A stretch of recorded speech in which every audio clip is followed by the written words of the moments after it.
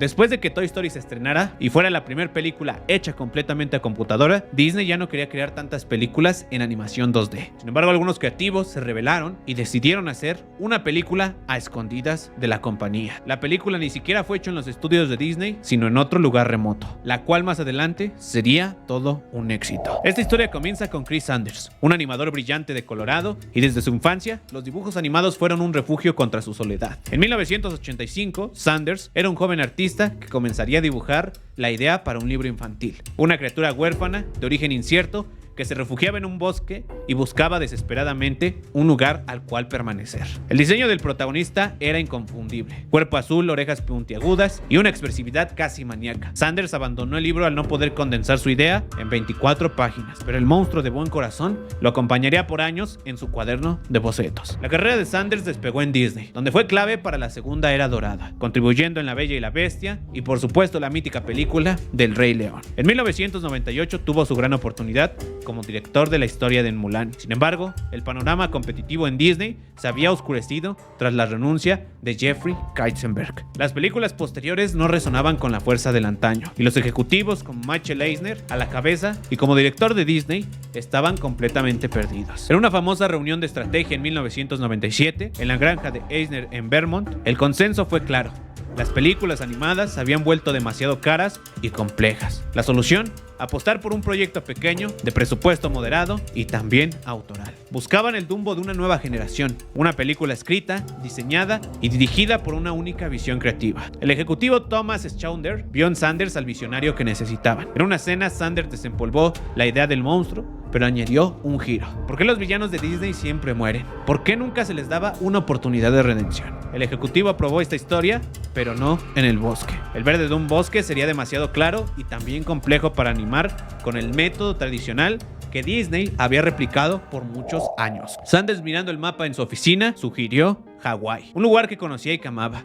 La elección de Hawái fue crucial, ya que permitió que Sanders definiera la historia y los personajes. El experimento 626, conocido como Stitch, una criatura de destrucción, escapaba y era adoptada por Lilo Pelacay, una niña solitaria y perdida, lo que describía precisamente su nombre, y que vivía con su hermana mayor, Nani. Sanders preparó el libro de 29 páginas con bocetos e historias. Vendieron su visión de forma convincente y el directivo de Disney le dio luz verde con una condición: la película debe de ser exactamente como la estás dibujando. Sanders fue nombrado como codirector junto a Dean DeBlois, con quien había trabajado en Mulan, y el presupuesto se fijó en los $80 millones, una fracción de lo que costaban los grandes tanques en la empresa. La decisión más audaz fue lo que hizo la película posible. El equipo para la película no trabajarían en la sede principal de Burbank, en California, donde Eisner ejerció un control microscópico, pues ya que recordemos que este ejecutivo fue el mismo que tuvo la pelea con Jeffrey Katzenberg, y después de todo esto vino lo que sería la empresa de DreamWorks. En su lugar serían exiliados al estudio satélite en el mítico Orlando, Florida. El ejecutivo de Disney le confesó a Sanders: tu desarrollo visual es bueno, pero si lo ven en Los Ángeles, lo rechazarán de inmediato. Avanza con el desarrollo sin decirle nada a nadie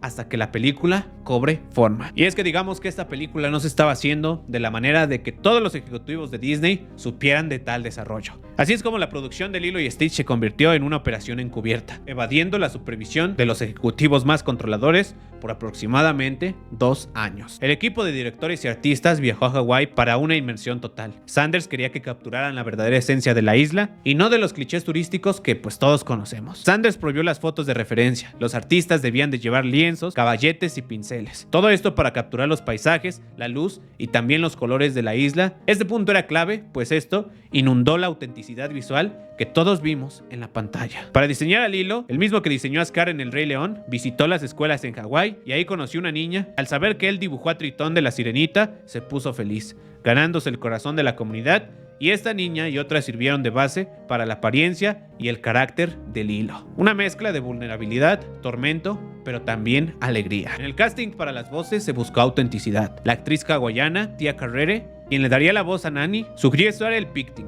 un dialecto local del inglés, lo que le daría a la película una sonoridad única. Sin embargo, la voz de Stitch fue un acto de bajo presupuesto, el cual se convirtió más adelante en arte puro. Disney sugirió contratar a una gran estrella. Sin embargo, los directores rechazaron para ahorrar los costos y evitar que una celebridad se sintiera tonta emitiendo gruñidos. Chris Sanders había grabado pistas preliminares para guiar a un futuro actor. A The Blois le gustó una mezcla de gruñidos, chillidos y palabras balbuceadas. Stitch solamente decía 60 palabras. Y así es como el creador del personaje se convirtió en la voz principal. En Florida el equipo se sentía como el Disney de los años 40, joven, talentoso y libres también de todos los vicios de Hollywood. Sin embargo, se enfrentaron a un desafío técnico. Para lograr el aspecto visual del libro infantil de Sanders, revivieron la técnica de los fondos en acuarela. Esta técnica era común en las primeras películas de Disney, como en Dumbo o en Bambi. Sin embargo, había caído en desuso por su gran complejidad. La nueva generación de animadores tuvo que aprender desde cero. Todo esto con la mínima ayuda de los más experimentados, pues no podían visitar la sede principal de Disney. Un ejecutivo en California les advirtió: no van a dominar las acuarelas allá en Florida y nadie en Los Ángeles irá a rescatarlo. Este menosprecio sirvió como combustible para mejorar el proyecto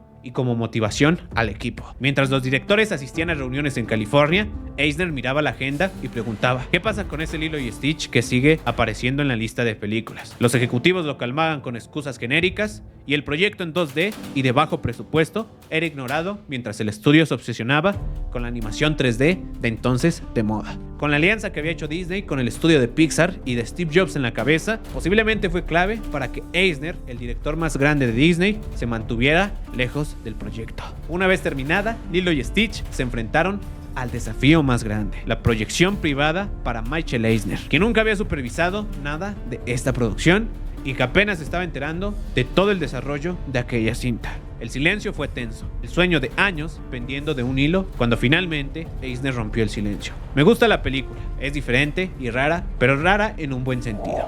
El equipo de marketing también se enfrentó en un reto: vender la película de animación tradicional 2D en una era del CGI y del 3D. El golpe de genio fue propuesto por Sanders: utilizar el espíritu travieso de Stitch para la campaña. Así es como nacieron 4 trailers parodias donde Stitch invadía escenas icónicas de la segunda era de oro en Disney, como La Bella y la Bestia, La Sirenita y también Aladdin, con el lema de "esto no está en el libreto". Esta campaña sería audaz, satírica y autorreferencial, la cual fue todo un éxito y capturó la atención de todo el público. Lilo y Stitch se estrenaría el 21 de junio del año del 2002 y fue un éxito inesperado. Recaudó $271 millones y consolidó la visión de Sanders sobre la familia no convencional, con la famosísima frase de Ohana. La comunidad hawaiana elogió su autenticidad cultural, una rareza por supuesto en Hollywood. Lilo y Stitch surgió como un proyecto íntimo, protegido por la distancia geográfica y una pequeña conspiración creativa. Confirmó que incluso dentro de una corporación todopoderosa,